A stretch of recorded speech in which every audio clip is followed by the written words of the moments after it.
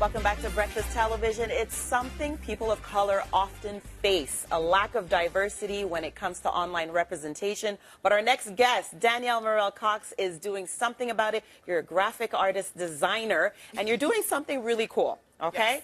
Created a coloring book that is multicultural, diversity. Yes. Tell us about that.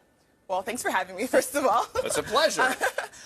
Yeah, so I created the coloring book to help with representation and showing more females at first, because I created a female Black Queens coloring book, and then that turned into a male one as well. So I wanted to be able to show representation and show that there's more than just one type of person out there. Well, because this started, sorry, Derry, because this started because you were actually creating an avatar for yourself. Couldn't find anything that really represented you, your hair, your face, or anything, and then so you decided, you know what, I need to do something about this. Yeah, so my signature hairstyle is actually these two pom-poms, so I created an avatar based off of me. Okay. And then from there I got really, really great feedback, and so I was like, hey, like maybe I can turn this into other people and see how other people react to it. So from there, I created other avatars, and I got really great feedback from that as well. Well, let's talk about that feedback, because this isn't. People think coloring book, and they think kids. They think kids probably right off the bat here, but this is a coloring book for both adults and children. What has the reaction been from both of those demographics? It's been great, actually. I thought it'd be a lot more kids who would be a lot more excited about it, but there've been a lot of adults who were just like, oh my gosh, this is me, or this could have been me when I was a kid. So I've gotten really great feedback from both age groups. And what are the kids saying when they see these books, when they see their faces? They say, oh my gosh, that's my hair. This is what I look like. I have an afro, or I wear a hijab, and this woman is wearing a hijab. What do they say when they see that?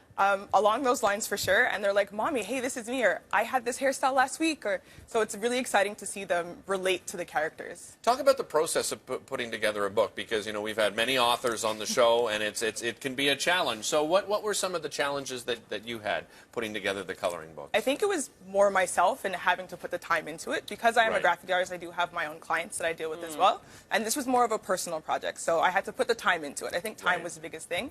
Because I was able to work with a printer in Montreal, which was really great, I was able to see how the paper works, see testing the paper, testing the covers to see how it would work. So the printing process was actually really great, thankfully to my printer. But I think the biggest issue was for me putting the time into it. Right. What about promotion? I mean, did you self-publish? I did. So then you had, so you're involved in every aspect of this. So yes. Tell us about how did you go about promoting the coloring books? Social media. Social media was a big thing, and I got a viral tweet, which is really exciting. And yeah, so social media was what helped me get out there even more. And so I'm looking at 2018, lots of diversity. We're talking about this a lot lately. How has this book, or how will these two books change Montreal for you, like the community? How will they be affected by this? I think it helps us come together a little bit more. And also because I'm from Montreal, which is really great too, it shows that, hey, to the little kids, like, you can create these things, you can make these things, you can do whatever you put your mind to. So I think having this brings us more together, shows that we can do more, we can create things, and we can bring them out there for the world to see. Well, and I think it opens up conversation for representation as well. That's probably the most important thing. And you mentioned, one of your tweets went viral. Is that something, as far as representation goes, do you find that there's a better conversation happening about it? And are you seeing more representation since you started this project? I've been definitely seeing more representation even before I started the project. Okay.